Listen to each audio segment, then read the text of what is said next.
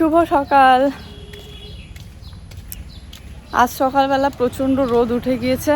রোদে একদম এত গরম পড়ছে, ঘরের মধ্যে থাকাই যাচ্ছে না, মাথাটাই ব্যথা করছে। কেমন আছো সবাই? আশা করি সবাই ভালো আছো, সুস্থ আছো। আমরা অনেক অনেক ভালো আছি তোমাদের ভালোবাসা ও আশীর্বাদে। তো সকালবেলা ঘুম থেকে উঠে ভাবলাম একটু সামনের দিক থেকে আসি, তাই এদিকে আসলাম। জুই ঘুমাচ্ছে, স্কুল যেতে হবে আজকে। সেই কয়েকদিন হয়ে গেল জ্বর কাশির জন্য স্কুলে যাওয়া হয়নি। কমে তো গিয়েছে, কিন্তু তবু ভাবলাম যে আর একটা দিন পরে যাক, আর একটু ভালো করে সুস্থ হোক। পাখা চুলগুলো প্রচুর বেরিয়েছে, ভাবছি একটু কালার ঠালার করতে হবে। রাস্তাঘাটগুলো একদম পুরো কালো লাগে, দেখতে সুন্দর লাগে অনেক। আর আজকে আবার এত সুন্দর রোদ দিয়েছে, আর আমার তো সব জামা কাপড় টাপড় ধোয়াই আছে, তো আজকে ধোয়াধুয়ির চিন্তা নেই। এত রোদের মধ্যে না কাজ করলেই আরও বেশি পরিমাণে গরম লাগে। জলটা দেখো ওইদিকে অনেকটা কমে গিয়েছে। আগে তো 100 দিনের কাজগুলো খুব হতো, কিন্তু এখন অনেক দিন ধরে যেহেতু হয় না, তো দেখো রাস্তাঘাটের চারপাশটা কি অবস্থা, পুরো জঙ্গল হয়ে আছে। আর এখান থেকে মাঝে মধ্যে আবার সাপও বেরোয়। আমাদের সকালবেলা চা টোস্ট, আর তার সাথে কাঁচের গ্লাসে কেন দিছো? পিছলা কিতার গ্লাসগুলো পড়ে যাবে। ঘুম থেকেই উঠেই দেখলাম, যেহেতু জুইসোনা এখনও উঠছে না, একটু পরে উঠবে, তো আগে একটু ভিডিও এডিট করে দিয়ে দিলাম। তারপরে এই যে দেখো, এখানে আসতেই দেখি যে ঘাস এত পরিমাণে হয়েছে, চারাগুলো ভালো করে বেড়েই উঠতে পারছে না। তো ঘাসগুলো একটু তুলে দিচ্ছি। কয়েকদিন ধরে ভাবতেছিলাম যে তুলবো, কিন্তু এইটুকু ঘাস তোলার আর সময় পাচ্ছিলাম না। আর যখন হয়তো সময় থাকে তখন হয়তো অন্য কাজে ব্যস্ত থাকি, বা শুয়ে থাকি, বা রেস্ট করি, তখন আর ইচ্ছে করে না। তো আজ ভাবলাম না, ঘাসগুলো তুলে দিই। তার উপরে আবার একবার ভাবছিলাম কি যে ঘাসগুলো তুললে তো মাটিটা ধুয়ে নিয়ে যাবে বৃষ্টি হলে। আর এখন যেহেতু বৃষ্টির দিন, আর ঘাসটা আছে বলেই হয়তো মাটিটা ধুয়ে নিয়ে যাচ্ছে না। গাছের গোড়াগুলো অনেকটা শক্ত হয়েছে। এই দেখো, এখানে একটা ওই কি বলে পুদিনা পাতার চারা এনে লাগিয়ে দিয়েছি, আর খুব সুন্দর কিন্তু গাছটা বেঁচে গিয়েছে। তারপরে দেখি, ও মা, আমার বেগুন গাছটাতে না কি সুন্দর সাদা সাদা বেগুন হয়েছে। কয়েকটা বেগুন তুলে নেই। আর এতদিন তো হলুদ বেগুনগুলো ছিল খুব পরিমাণে, কাটছিলাম না বলে বেগুন হচ্ছিল না নতুন করে। কিন্তু এই যে সবাই যেই আসে বীজ বানানোর জন্য নিয়ে যায়, আর সবাইকে একটা দুটো করে দেই আর কি। তো দিতে দিতে এখন দেখি যে নতুন করে আবার অনেক বেগুন ধরতেছে। তার মানে বুঝলাম যে যত বেশি ফলটা কাটা হবে তত আরও হবে বেগুন।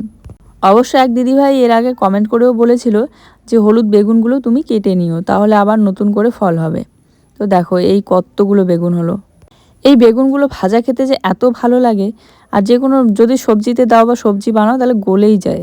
এই যে এখন আসলাম জুইসোনাকে তুলবো, তুলে বিছানাটা আগে ঝাড়ি। উঠছেই না, অনেকক্ষণ ধরেই রাখছি। এদিকে স্কুলের সময় হয়ে যাচ্ছে, পরীক্ষার রুটিন দিয়ে দিয়েছে, স্কুলে রুটিনটা আনতে লাগবে। এই যে বালিশটা দেখো কেমন করে আঁকড়ে ধরে আছে একদম।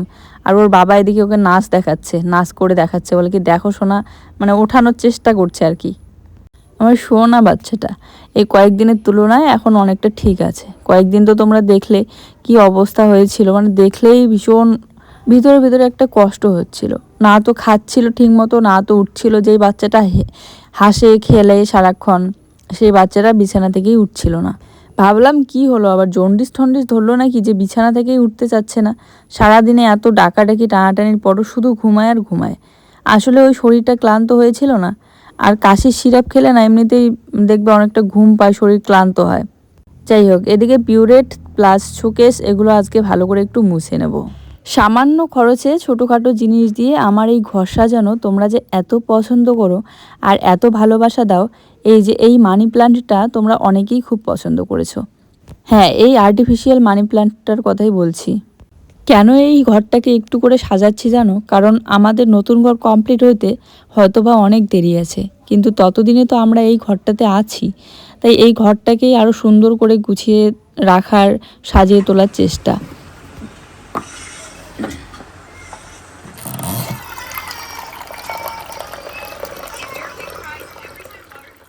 তো দেখো, আমি এদিকে কাজগুলো করছিলাম, আর ওকে বললাম তুমি জুইসোনাকে খাইয়ে দাও।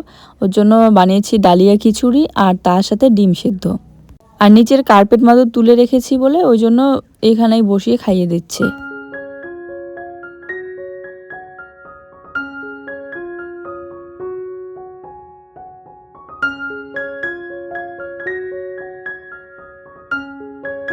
চলো বাপ বেটি দুজনে চলে গেল স্কুলে। এবারে আমি বিছানাটা একটু ঝাড়বো। হ্যাঁ, এই কাপড়টা দেওয়ার পর দেখতে কিন্তু অনেকটা সুন্দর লাগে। তবে জামাটা যেহেতু বেশি একটা পরা হয়নি, এজন্য অনেকটা নতুনে আছে। তারপরে তোমরা অনেকেই কমেন্ট করে বলেছো যে যেদিকে জানালাটা আছে ওই সাইডটাতেও পর্দা লাগিয়ে দিতে। ওই সাইডটাতে পর্দা এই জন্য লাগাচ্ছি না, কারণ ওই সাইডের টিনগুলো না অনেকটা নর্মাল হয়ে আছে। যেহেতু কাঠ এখনও মানে কাঠ নিব, কাঠ নিয়ে লাগাবো ভাবছি। কাঠ লাগিয়ে তাহলে মজবুত হবে, টিনটা শক্ত হবে বেড়াটা, তো তখন আর কি পর্দা লাগানো যাবে। এই জন্য এখন আর লাগাচ্ছি না। তাছাড়া যেহেতু ভিডিও করি সব সময়, তো এই জন্য টুকিটাকি কিছু খরচ ঘরের জন্য করতে হয়, ঘরটাকে সাজাইতে হয়। আর তাছাড়াও মানুষ একটা জায়গায় থাকতে গেলে সেই জায়গাটা যাতে মানে থেকে শান্তি পায়, কারণ সারাটা দিন কাজ করে সারাটা দিনের শেষে তুমি কিন্তু ওই বিছানাটাতেই এসে শুবে আর এই ঘরটাতেই থাকবে, তাই না? তো এই জন্য কিন্তু ঘরটাকে সাজানো গোছানো খুব জরুরি আছে, নিজের ভালো লাগার জন্য, নিজে ভালো থাকার জন্য। আমাদের জীবনের কয়টুকু সময় আমাদের কাছে আছে সেটা আমরা কিন্তু কেউই জানি না। মানুষের জীবনে কি আছে বলো, আজকে আছে তো কালকে নেই, এমনটা আমি বলতেও পারি না যে আমি মানে কি বলবো, এগুলো কথা বলতেও হয় না। মাঝে মধ্যে এরকমটা মনে হয়, ধরে নাও মানে কথার কথা বলতেছি যে আমার ওই নতুন ঘরে থাকার আশাই থেকে গেল, আমার কিছু একটা হয়ে গেল, তখন কিন্তু আমার এই যে ঘর সাজানো গোছানোর এই সব আশা স্বপ্ন সব কিন্তু মনেই থেকে যাবে। তাই কয়টুকু সময় আমার জীবনে আছে আমি কিন্তু জানি না, সেই সময়টাকেই আমি সুন্দর করে সাজিয়ে তোলার চেষ্টা করি। যেই বর্তমান সময়টা আমার কাছে আছে সেই বর্তমান সময়টাতে আমি ভালো থাকার চেষ্টা করি। এই জন্য কিন্তু যখন থেকে এই ঘরে আছি তখন থেকেই হাতে কম টাকা থাক বা না থাক চেষ্টা করি টুকটুক করে একটু একটু করে সাজিয়ে তোলার। কারণ এখানেই তো রাত শেষে মানে সারাটা দিন এই ঘরটাতেই কাটাইতে হয়, বা সারাদিন কাজের শেষে এই রাতে এই বিছানার মধ্যেই শুতে হয়। অনেকটা শান্তি পাওয়া যায় আর কি ঘরটা সাজানো গোছানো থাকলে, এটাই ব্যাস, আর কিছু না। আর এটা আমি এখন থেকে না, সেই না যখন থেকে মেয়েবেলা থেকেই আমি আমাদের ঘরটাকে অনেক সুন্দর করে সাজিয়ে রাখার চেষ্টা করতাম। সে কম কম জিনিস দিয়ে হোক, কখনো নিজের হাতে অনেক কিছু তৈরি করতাম। যেমন ধরে নাও উপরে লাগানোর যে ঝুল ঝাড় এগুলো থাকে না, এগুলো কিন্তু আমি বানাতে পারি, এখানেও বানাতে পারি চেষ্টা করলে, কিন্তু এই একটু খরচ আছে। আর আমার ঘরটা যেহেতু ছাপড়া নিচু অনেকটা, তো এই জন্য ওগুলো লাগিয়ে সেট করব কোথায় আর কি, তো এটা ভেবেই করি না। যখন নতুন ঘর হবে তখন সুন্দর একটা জিনিস বানাবো ভেবেছি। তো দেখো যে পাতাগুলো আমি অর্ডার করেছিলাম এসেছে, আর এই যে রান্নাঘরে ঝুলিয়ে রেখে দিয়েছি, এই পাতাগুলো যদি এখানে না লাগিয়ে সাদা রঙটাতে লাগানো যেত আরও কিন্তু ফুটে উঠতো। আমি যেহেতু সবুজের মধ্যে সবুজ পাতা লাগিয়েছি এজন্য অনেকটা কম ফুটে আর কি, কিন্তু ওই জায়গাটাই আমার লাগানো প্রয়োজন। তো আবার বলেছে যে আজকে নাকি কলমি শাক খাবে, কলমি শাক নিয়ে এসেছে। আর আজকে শাকগুলো কত বড় বড় দেখো, এগুলো কিন্তু নদীর তোলা কলমি শাক না, এগুলো হচ্ছে চাষ করা। আর ডাঁটাগুলো কি মোটা মোটা, ভাবছি যে বসে বসে শাকটাকে কাটি। গরম পড়েছে খুব আজকে। এই যে বস্তাটা বিছিয়ে নিলাম আর চপিং বোর্ডটা নিয়ে বসে পড়লাম, এখন শাক কাটবো।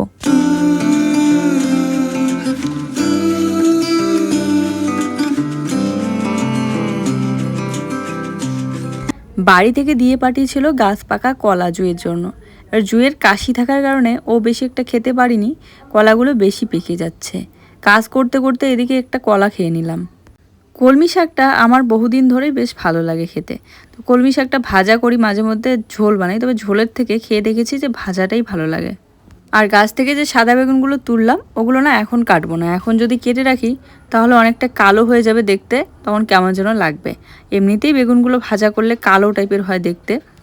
চলো শাকগুলো তাড়াতাড়ি করে কেটে এডিট করতে বসবো এখন। কি চাল এটা? ওই যেটা খাই আমরা, বেঙ্গল সুপার। একবার বস্তায় ভরে রাখবা? বস্তায় খুলে। চালটা কি সুন্দর, হ্যাঁ। যাও যাও আনো, আনো একটা বড় আনো, আগে হ্যান্ডেল হাতে আনো। কেন রাখবা না? একবারে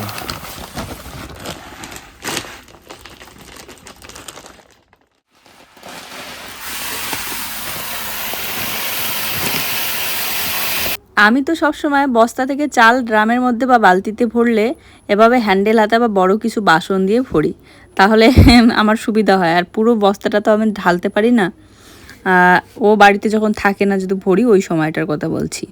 তো ও একবারে পুরো বস্তাটাই ঢেলে দিল, তার মধ্যে কিছুটা বস্তাতেই রয়ে গিয়েছে, ওটা আগে খেতে হবে, তারপরে এই বালতির চালটাতে ধরবো।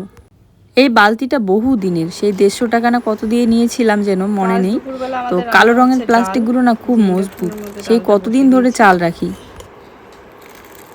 মুসুর ডাল, ডালের মধ্যে কোনো কিছু দিলে পরে ভালো লাগে, চাল কুমড়ো হোক বা পেঁপে হোক। তো ভাতটা ইন্ডাকশনের মধ্যে করলাম না আজকে, কারেন্টের খুব ডিস্টার্ব দিচ্ছে বলে গ্যাস ওভেনের মধ্যেই বসিয়ে দিলাম। তো তারপরে ডাল আর এই যে কলমি শাক ভাজা। ও বলছে যে জুইয়ের টিউশনের সময় হয়ে এসেছে, তুমি জুইকে স্নান করিয়ে দিয়ে খেতে বসিয়ে দাও, আর আমি এদিকে শাকটা দেখছি। অনেক দিন ধরে যেহেতু টিউশনটাও মিস হচ্ছে, তাই আজকে ভাবলাম পাঠিয়ে দেই। তারপরে তো খাওয়া দাওয়া করে উঠে এই যে বাসনপত্র মাজা ধোয়া অনেক কিছু কাজ থাকে, একটু শুয়ে রেস্ট করলাম। রেস্ট করার পর এই যে চলে আসলাম রান্নাঘরে। আর সন্ধ্যা লাগবে, এখনও লাগেনি, তার আগে বাসনগুলো আগে গুটিয়ে নিই, মেজে ধুয়ে নিয়ে আসি আর জল ঠল ভরে নিয়ে এসে রেখে ভাবছি আজকে একটু বাজারে যাব, জামা কাপড়গুলো তুলে নিচ্ছি। মাঝে মধ্যে অনেক দিন পর বাজারে গেলেও কিছু কিছু জিনিস আমার পছন্দ মতো নিতে পারি। আর ওকে নিয়ে আসতে বললে কখনো, যেমন ধরে নাও আমি যদি ফল নিয়ে আসতে বলি তো আপেল নিয়ে আসবে, আমি গেলে যেই ফলটা দেখবো ভালো লাগছে বা জুই খাবে সেই ফলটা নিয়ে আসবো, বা জুইও যায় আমি গেলে আমার সাথে। তো চলো এগুলো আগে পরিষ্কার করে রাখছি, তারপরে যাব। তাছাড়া অনেক দিন ধরে বাজারটাও যাওয়া হয় না, ওই মঙ্গলবার করে নাচের ক্লাসটাকে নিয়ে গেলে যাই, আর মাঝখানে যেহেতু নাচের ক্লাসটাও মিস গিয়েছে তাই বাজার মানে যাওয়াও হয়নি, কোনো কিছু প্রয়োজন থাকলে না হলে ওইদিকে নিয়ে আসতে পারি। শেষের দিকে শাকটাও ভাজা করেছিল, তাই গ্যাস ওভেন টোভেন এগুলো আর মুছে রাখা হয়নি। পরে তাড়াহুড়ো করে জুইসোনাকে খাইয়ে দিয়ে পাঠালাম। ওই বললাম না, তারপরে কিছু কাজ করছিলাম শুয়ে, তারপরে রেস্ট করছিলাম। তো এখন এই যে গ্যাস ওভেনটা মুছে নিচ্ছি। গতকাল বলেছিলাম যে বরের দ্বারায় রান্না করে নিচ্ছি, প্রচুর কমেন্ট এসেছে যে বরের দ্বারায় এখন করে নিয়ে খাচ্ছ, এই সেই বিভিন্ন ধরনের কথা। কিন্তু কি করবো বলো, মাঝে মধ্যে সময়টা এরকম হয় যে মানে সময়টা মেকআপ তো দিতে হয় না, সারাটা দিনে কাজগুলোও তো মেকআপ দিতে হয়, তো ও করে হেল্প। তো মুসুর ডালটা নিয়ে এসেছিলো সকালবেলা, ভরে রাখিনি, বয়ামের মধ্যে ভরে ওই র্যাকটার একদম উপরে রেখে দিলাম। এখন একটু বাসনগুলো গুছিয়ে রাখবো, কিছু কিছু বাসন যেগুলো রাতে প্রয়োজন আছে জায়গা মানে।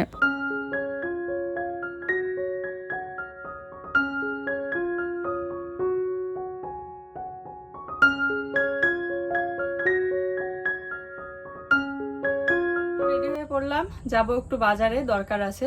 তো জুই সোনা বলছে জুই সোনাও যাবে। এই যে ওকে ড্রেসটা কিন্তু আজকে পরিয়ে দিয়েছি, আর একদম ঠিকঠাক হয়েছে। হ্যাঁ, খুব সুন্দর লাগছে ড্রেসটা। কেমন হয়েছে? ভালো ভালো। তো কোথায় যাই আবার, ও জানে যে বাজারে যাব, কোথাও গেলে খুব খুশি হয়। তো পরীক্ষা তো এসে গেছে, কিন্তু বই পড়াবো তার আগে ভাবলাম। ও বলছিল যে সাইকেল নিয়ে যাব না, পায়ে হেঁটেই যাই। এবার পাকা বুড়ি বলছে যে ওনাকে সাইকেলে বসেই যাবে, তাই ওকে বসিয়ে নিয়েছে, আর আমি পিছনে পিছনে হেঁটে যাচ্ছি গল্প করতে করতে। মানে সন্ধ্যাবেলাটা এরকম হাঁটাচলা করলে তো এমনিতেই ভালো লাগে, তার মধ্যে পায়ে হেঁটে গল্প করে আমরা তিনজনে চলে গেলাম বাজারে। জুই বসেছে সাইকেলে আর আমি হেঁটে যাচ্ছি।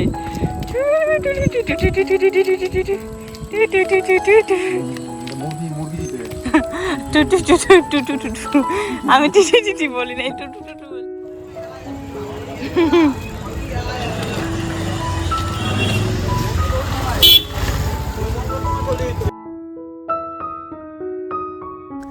তো বাজারে এসে ভাবছি কি সবজি নেব, কোয়াশ নিতে চাইলাম, কিন্তু পরে দেখলাম যে পেঁপে নেই, কারণ কোয়াশের থেকে পেঁপেটা বেশি ভালো লাগে সয়াবিন দিয়ে। তারপরে কচু নিতে ইচ্ছে করলো, কিন্তু জুয়ের যেহেতু কাশি আছে কচুটা খাওয়ানো যাবে না এখন, তো এই জন্য কচুটা নিলাম না। সবজি বাজারে ঢুকলেই অনেক কিছু সবজি নিতে মন চায়, একসাথে বেশি সবজি নিলে আবার পচে নষ্ট হয়ে যায় তাড়াতাড়ি, তো এই জন্য বেশি না নিয়ে ওই একটা দুইটাই সবজি নিলাম। তো দেখো কতগুলো পেঁপেগুলোর সাইজগুলো ভীষণ লম্বা ছিল, এখান থেকে 2টার মতো পেঁপে নিয়েছি। বেগুনটা নিলাম না, ওই একদিনের জন্যই সবজি নিলাম, বাজার তো বাড়ির পাশেই, প্রত্যেক দিন ও নিয়ে যায়।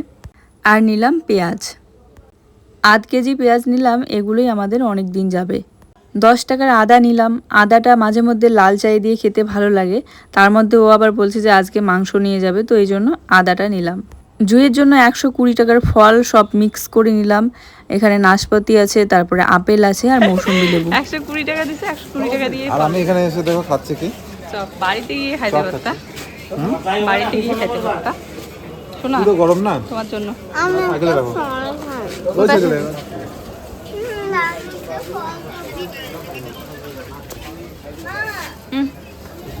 ও আমাকে বলছিল যে তুমিও চপ খাও। আমি এখানে দাঁড়িয়ে বাজারে দাঁড়িয়ে খাওয়ার থেকে মনে হয় যে বাড়িতে নিয়ে গিয়ে খেলে বেশি ভালো লাগবে শান্তি করে।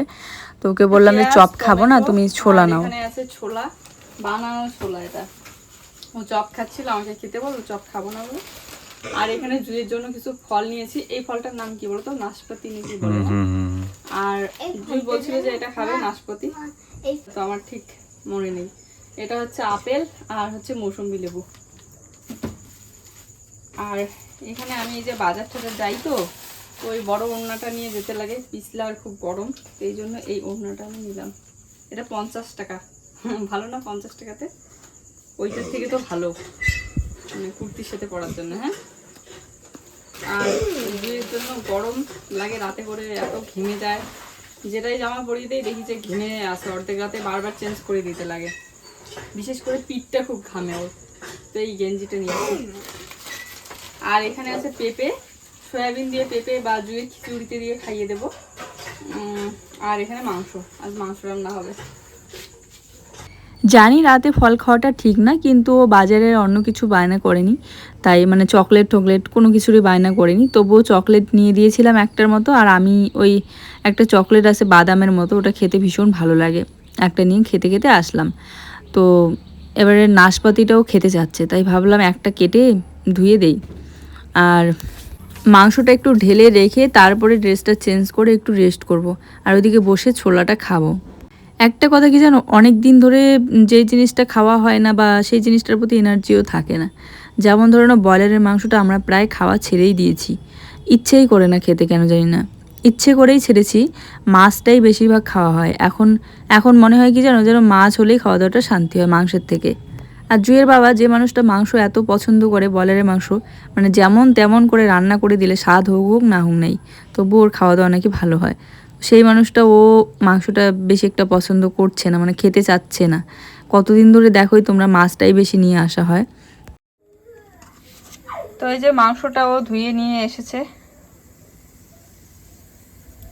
ও তো জানেই আমি মাংসটা বেশি একটা ভালো বানাতে পারি না, তো আজকে বলছে যে তুমি রান্না করো, আমি দাঁড়িয়ে থেকে বলে দেবো কোনটা কতটুকু পরিমাণে দিবে। তো দেখো, তেল দিয়েছিলাম প্রথমে আমার আইডিয়া অনুযায়ী, এবারে এসে বলছে যে তেলটা একটু কম হয়েছে, আর একটুখানি তেল দাও। তা আর তারপরে এই যে 2টা রসুন দিতে বললো, 2টা রসুন দিয়ে দিলাম। গোটা রসুন 2টা দিয়েছি, কারণ একটা জুইয়ের বাবা আর একটা জুই, দুজনে গোটা রসুন খেতে পছন্দ করে। আর তারপরে দিয়ে দিলাম পেঁয়াজ কুচি। গোটা গরম মশলা থাকলে তেলের মধ্যে দিতাম, কিন্তু নিয়ে আসতে ভুলে গিয়েছি, তাই পেঁয়াজ কুচিটা দিয়ে ভালো করে পেঁয়াজটাকে ভেজে নেব একটু লালচে করে। সরি, আজকে ভিডিওটা দিতে অনেকটাই দেরি হয়ে গেল, হয়তো বা সন্ধ্যাও লেগে যেতে পারে। তো যাই হোক, তারপরে দেখো এখানে মাংসটা দিয়ে দিয়েছি আমি। মাংসটা দেওয়ার পর কিন্তু মাংসটা সহ পেঁয়াজটা এবারে ভালো করে ভেজে নেব। এদিকে ও আদা রসুনটা ছুলিয়ে রেখে দিয়েছে, আমি এবারে বাটবো শুধু শিলনোড়াতে। আর এখন না, শিলনোড়ার বাটা মশলা খেতে খেতে এমন অভ্যাস হয়েছে যে মিক্সচার মেশিনে আর হাতেই দেই না অনেক দিন ধরেই।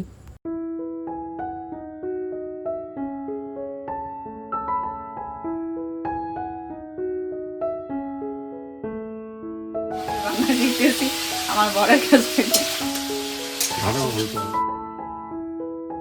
তো মাংসটা বসিয়ে দিয়ে তারপরে মশলাটা বাটতে শুরু করলাম, মানে মাংসটা এদিকে ভাজা হচ্ছে, আর এদিকে দেখো পেঁয়াজ রসুন কাঁচা লঙ্কা আদা জিরা সব কিছুই এখন বেটে নেব।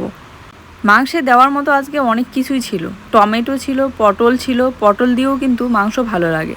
এর আগে আমি অনেকবার পটল দিয়ে বানিয়েছি, তোমরা দেখেছো।